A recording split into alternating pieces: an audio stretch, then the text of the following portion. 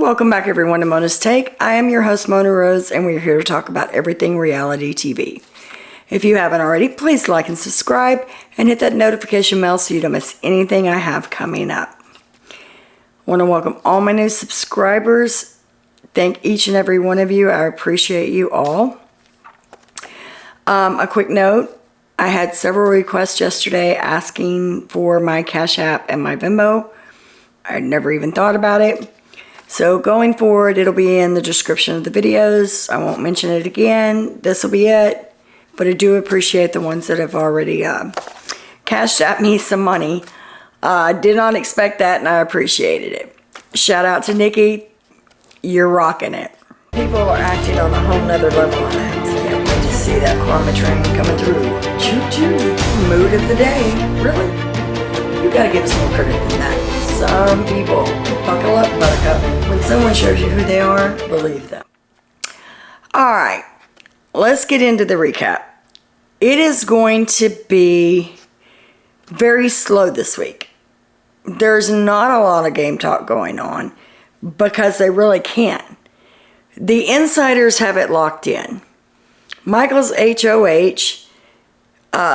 Monty and Jasmine are on the block. Brittany won the veto. So that side's pretty locked in. The outsiders is a different story. That's what everybody's watching. Terrence is the HOH. The nominees are Joseph and Turner. I've seen Joseph more contained than I've seen him this entire game. He is sad. I think it's a mixture of being sad, pissed off, stressed. This is the first time he's actually felt like his game could be in jeopardy. And we're over halfway through. So if you can make it that far without questioning where you stand in the game, you're doing something right. All right, so Joseph talks to Terrence about Indy working with the girls. Terrence is like, I'm going to use this opportunity to try to get information from Joseph and Turner and see if they give up anything. So he talks with Joseph and he wants to know about the whole deal with Indy and the alliances and what blew up right before the vote. Joseph doesn't give him anything. Joseph gives him the same story that they have rehearsed. He does not say Alyssa was in it. He does not say Jasmine was in it.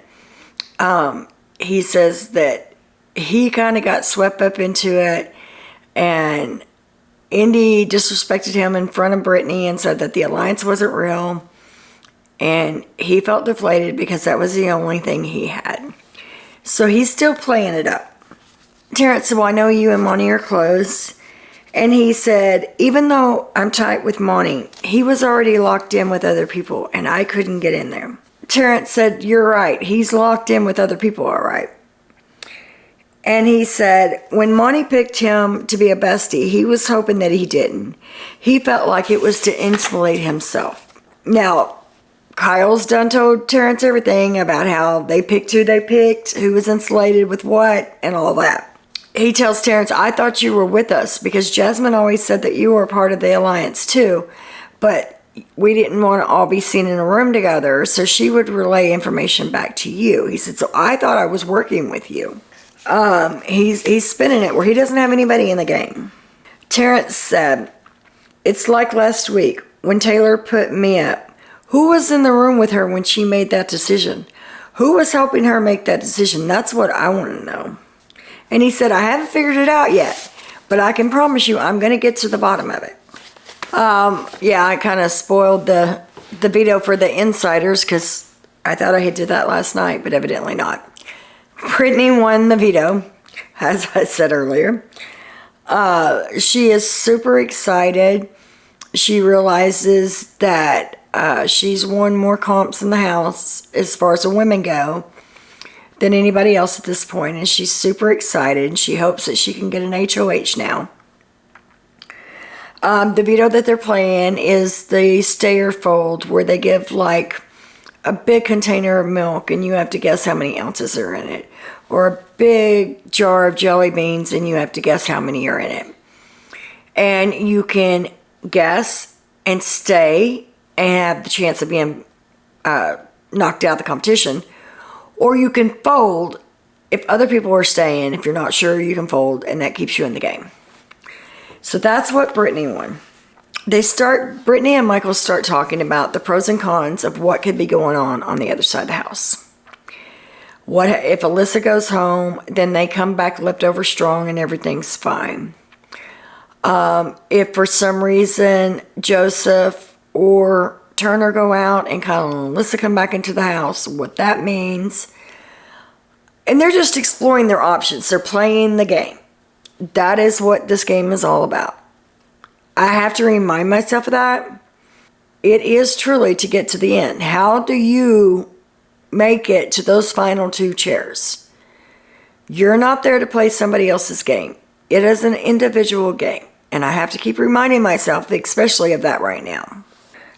They say pros and cons. If our side gets out Jasmine and they get out a big target, then we look good to the leftovers because we kept our word.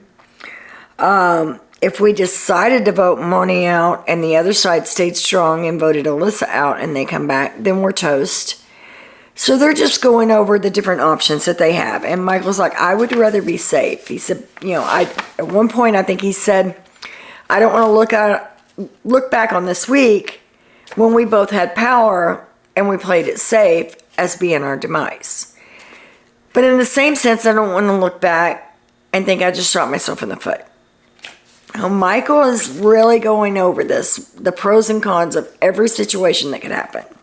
They said if the other side gets rid of Kyle, they lose their shield, because right now Kyle is the shield for the leftovers, because everybody in the leftovers is kind of upset with him over the whole veto thing still.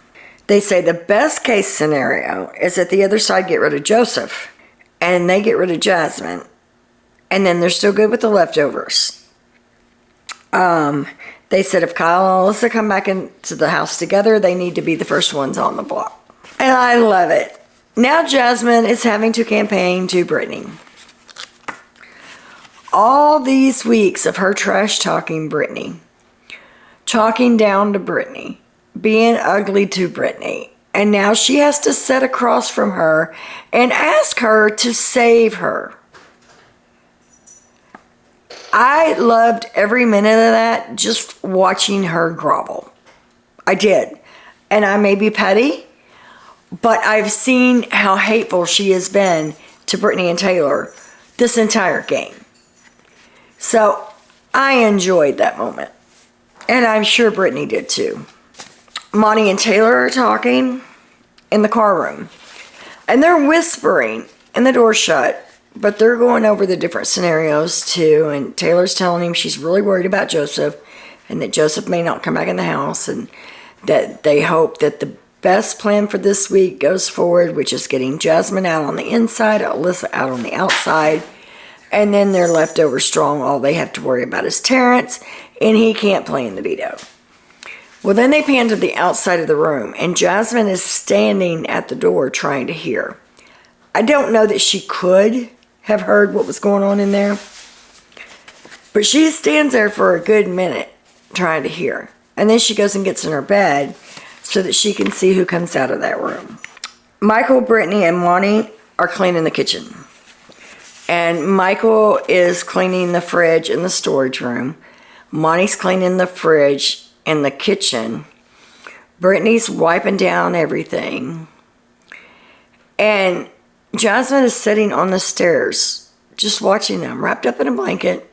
At one point, she gets up, and I thought, oh, she's going to help. No. She goes around the aisle of the kitchen. Brittany's on this side, and she has all the food spread out, and she's trying to organize it before they put it back in the fridge. She comes around and stands right behind Brittany, in her way. I says, oh, well, y'all look like y'all got this under control. I think I'm going to take my sherbet, and I'm going to go to the bedroom. And she gets the stuff out. She makes her a sherbet. She takes it to the bedroom. Girl, you're acting like you ain't even on the block. And she's, oh, well, I know how y'all feel, because when I cleaned that bathroom, it wiped me out. She cleaned the bathroom one time. That's the only thing she's done in that house since she moved in. Oh, excuse me, she's washed dishes once. So she's cleaned the bathroom and she's washed dishes once the entire time. The rest of the time, she's had everybody waiting on her hand and foot. So again, she's acting like she's not on the block. she doesn't really get it that it's going to be her. She really thinks it's Monty.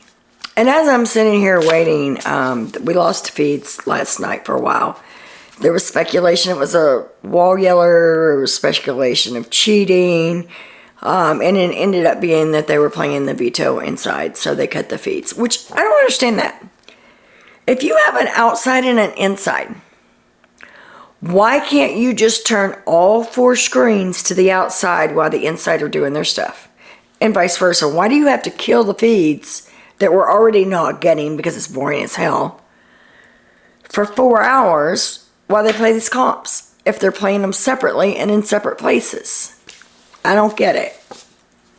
Yeah, I'm going to be grouchy about that all week because this is horrible for live feeders right now. It is so slow, and it's like pulling teeth trying to get any information at all. But as I'm sitting here, I'm thinking about the players. And I honestly think that my final 5 cast would be Monty, Taylor, Michael, Brittany, and Turner. And I'll tell you why. Every one of those people are fans of the show.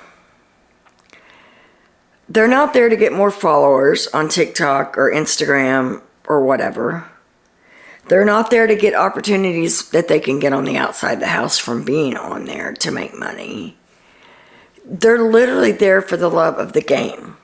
Honestly, I think over the last few years it's gotten that way. And maybe it's been longer and I just didn't notice it.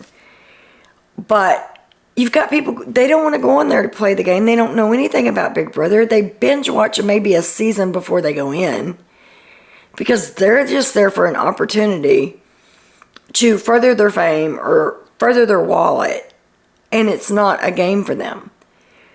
Michael, Monty, Brittany, Taylor, and Turner, when they actually win a comp, or they get to play in a comp that's so iconic, you can hear it. You can hear the excitement when they're talking about it.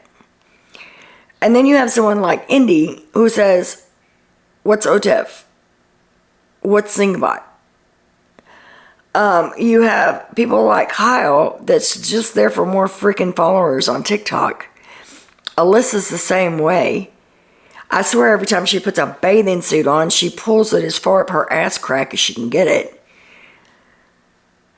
They're not there to play the game. They're there for what comes afterwards. And I don't like that. I like to see people in the game that's a fan of the show. So that would be my top 5. All right, this morning, Terrence and Alyssa talk. And Terrence tells Alyssa that if he goes back in that house and that they don't do what they said they were going to do, and I see they sent Jasmine home, I'm going to be furious. And Alyssa said, if she's not there, I'm going to be pissed.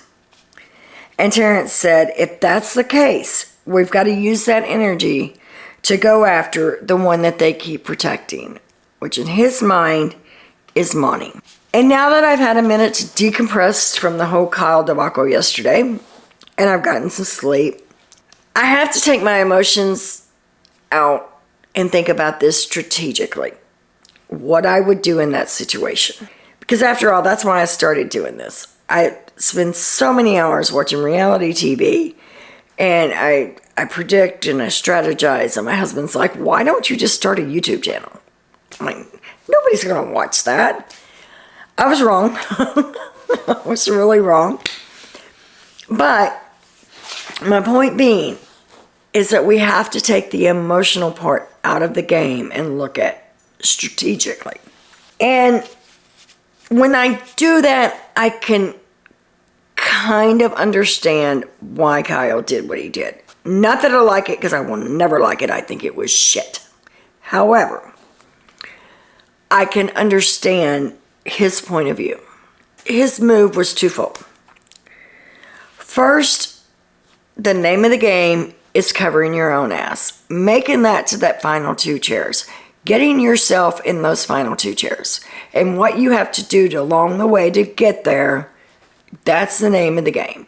Big Brother has always been about lying and scheming and the whole 9 yards. Manipulating, that's all a part of Big Brother. So I can see that he's seeing the writing on the wall. After what he did with Alyssa, or at least in his mind, he sees the writing on the wall. After last weekend he saved Alyssa, that he is on the bottom of the alliance and they're going to come for him next. And second, let's be real.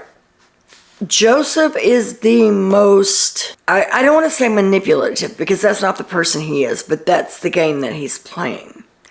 He has played both sides against the middle the entire time. If you notice, when he goes over to the other side of the house and he brings information back to the leftovers, if you're watching the live feed, you'll see this. He doesn't bring them back all the information. He brings them back bits and pieces that he chooses to let them in on, and then deletes a little bit of that. Joseph is in the best spot in that entire house and has not won a comp. Not one. Well, I take that back. They won the bestie one. They won that veto. But I think he's throwing the comps on purpose. Because he's so good with everybody in the house, he doesn't have anybody to put up. Put yourself in this house for a moment. You're one of these house guests. With the house cast that they have right now. Do you want to sit next to Joseph in the final two? I wouldn't. I love Joseph as a person. But I would not want to sit next to him in that final two chair. Look at the jury. Everyone in there is people that think they're tight with Joseph like this. You know, I wouldn't want to sit next to him. Do I hate that it turned out the way it did and that Kyle did what he did? Yes, I absolutely do. I still think it was a crap move. And I still think that it's going to come back to bite his little dumb ass right in the ass. But I can see where he would have made that move.